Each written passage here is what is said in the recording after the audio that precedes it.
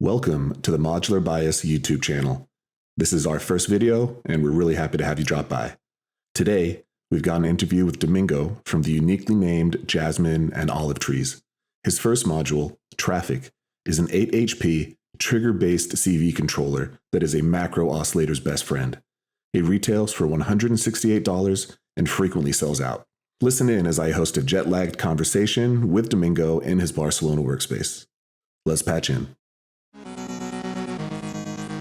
I guess the first thing is background, right? Like, how did you even get interested in Eurorack and get exposed to it before ever even thinking about being a creator or manufacturer in this space? So, first I'm an electronics engineer. Okay. And I had a band some years ago and I've been making music. And I already have the ingredients to get into this. It's funny how that Venn diagram seems to overlap. Yeah, electronics engineer. I really like music since always. And then I also learned how to program. Mm-hmm. I had a friend and he was into being doubleless for a really long time. Okay. And I was like, why you want to go doubleless? And you just have Ableton and you can do everything there. And so he was kind of transitioning. So he had like different drum machines and so on. And then he started to go to Eurorack. And he, from time to time, he was telling me, check this, you will like it, and so on. And I was like, I didn't want to enter. And this was for maybe 2 years and so on. And one day I was like, let me check it. And then I just, went to the rabbit hole of Eurorack. And that was last summer. Wow, really? Just last summer? Last summer, I bought the first case. Okay. And I remember I bought a second-hand Platts. Yep. And it was from Sergi from Transient Modules. Okay. And he said, I made modules and so on. And somehow this was just more ingredients to finally do it. And then, one day playing with Platts, I needed this type of module, doing that kind of pocketing or switching.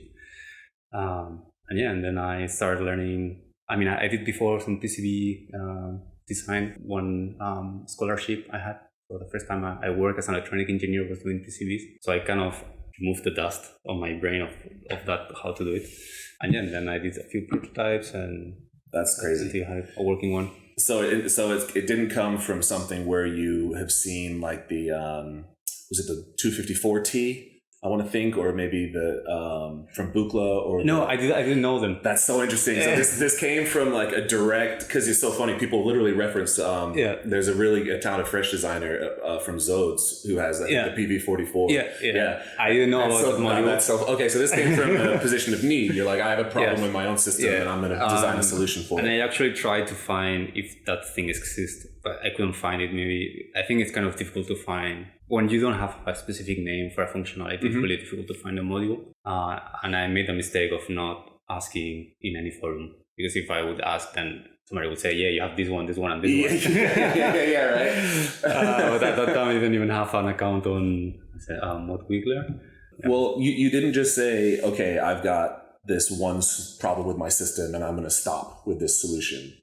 You're like, let's toss an extra firmware in there. And have a panel overlay, and let's have dip switches in the back for extra customization. Like you didn't just say, let's solve this one specific issue. It seems like you really... It just evolved. Yeah. So the first iteration, I can show it. Yeah. The first iteration was, it's a microcontroller doing all the logic. I tried... Do you know about electronics? Or I know enough to be dangerous, but you're going to outstrip me very quickly. So it's the final version used a microcontroller, but the first one, it was just logical gates. Okay. So it was like old school, and it was only one functionality, which was this version here with really slow population, and then it became this one here. So when I did this transition, so this thing didn't work as I expected. And I had to do some rework, and I didn't know if it would work. And I said, you know what, I will throw a microcontroller there. And then I realized that I had some chips that were not used fully. So I decided, I will wire everything up this way that will work for traffic. and then maybe I can figure out something else. Okay. So even the switch. So the city is almost like you put the road work in before the cities were necessarily there. You're like, if I do want to build out here, I can, but right now I don't have any plans to. Yeah, so I basically, I knew that I wanted to do, the 3-channel thing. Mm-hmm. But then I have a switch of 3 positions that I didn't know what they are going to be. Mm-hmm. Or I had an idea and then I implemented and I realized it was crap. So how to say, like you program something and then you patch a little bit or you try to jump something and then... You like trial and error did it. Yeah, exactly. You went through, okay. And then I find 2 modes that were kind of interesting to release. Yeah, the groove mode was when I was going through, some of the functionality. The groove mode was especially interesting to me how you used the 3rd channel. Yeah, so... because at the beginning I thought, everything is random. I did a lot of iterations or, different approach. But at the end, I realized that you need something consistent just to not make it completely crazy. Yep. And that's why the first 2 channels are stable. And then the 3rd one is kind of the one giving randomness. No, it's a good compromise because you're right. The stability helps, especially since a lot of times this will be percussion based. Mm-hmm. I feel like, yeah. And then because what I was saying that I had some chips that were not fully used. Mm-hmm. I just made water, which is using exactly the same hardware, but just different firmware. And then for this 3rd batch, I will release an Easter egg on it. So it's a 3rd firmware. Oh, really? Yeah. Okay. But I don't have an overlay and I probably will not say anything and see if somebody finds out or something. but probably they will think that something is wrong and it's not working. How do you swap firmwares right now? Is it the dip switch? It's a dip switch, which is really small. Yeah. I didn't know that I was going to make a fully overlay and so on. So I put it there in case something needs to be some little configuration. And at the end, it was for that thing. I also add a little potentiometer to this one, just to solve some issues with old drum modules. It's just a delay between the checksum and the CV change. Gotcha. Anyway, it's like a technical thing. No, I understand. That makes sense. So the module that is controlling has enough time to do the switch. Because I don't know why, but some old BIAs, they didn't work as expected. Interesting. For one customer out of 100 right now. So I say, okay, we'll put this in here. Noise engineering's been through a lot of hardware revisions over the years. Yeah. What's interesting is their return policy is actually really interesting. It's almost like if you can buy a broken noise engineering module, you can then send it to them and get it completely repaired for free. I actually got one and it was broken, the jack, and they sent me a new one. They're wild when it comes to that sort of stuff. And somehow I will try to do that with my customers as well. And what I was saying... the first one iteration was a different switch, but only one. I see. It was a bit better than this one. But I put this one and when it came, I was like, well, it's really small. But that's fine. It's not like people are going to be, well, who knows, but it's not like you're going to be back there too often. No. Theoretically. Traffic is really reasonably priced, in my opinion. Mm-hmm. And I'm sure that helps with sales volumes too. I even think if it was priced more, that probably wouldn't affect it too much. But was that something you were thinking about, component cost and making sure it was still within a certain price? Or what would be more important to you? Would it be a certain price range, or would it be a certain price ceiling, or would it be a certain size of the module, or is it a balance that you need to find? So I did the classic, you get the cost of goods and then you have a multiplier. In Eurorack, I think it's around between 5 and 6. Mm-hmm. Maybe depends on manufacturer and where they and so on. So I basically apply that rule. Okay, so the logic approach didn't work. You switched to ICs and you realized you could kind of sneak in some potential future functionality based on what you had. The second firmware is there was you teased an expander, didn't you? I saw that, right? I did kind of expander thing, but it's really basic because the ports I used here, they're really basic, so they cannot really. This is just inputs and output. Okay. So it's these are the triggers just for input in this way here or just output in this way. So you cannot control CV. You cannot access CV from here or... Okay. I did a really bad expansion port, okay? Really bad. So I'm really limited of what I can do. I did this one because you can, daisy chain traffic. So you can make, it's always 3-channel, but instead of 3 CVs, you can use 6, 9, and so on. Okay. That was the idea behind. So I just did a really small expansion, which are just manual triggers for it. Okay. So it's just when you are designing your sound, you can do it manually instead of using a sequencer. Yeah. And then I add some little stuff like an accent. So it's like a 1-by-1 traffic thing. So you have an trigger input, and then you have an offset used by this potentiometer, and then it has some slew rate only on the decay.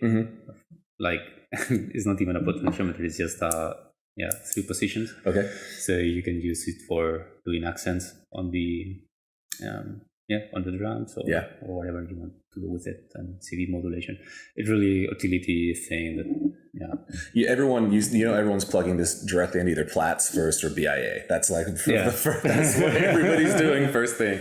But eventually this is going to get to some more interesting use cases, definitely. I've seen it with a few of them, with Surface. You can even ping filters. I kind of wouldn't mind using it with a couple of my stereo WMD modules. They've got accent inputs, and they've got enough CV control where you could actually do some interesting stuff with fracture, or maybe a couple.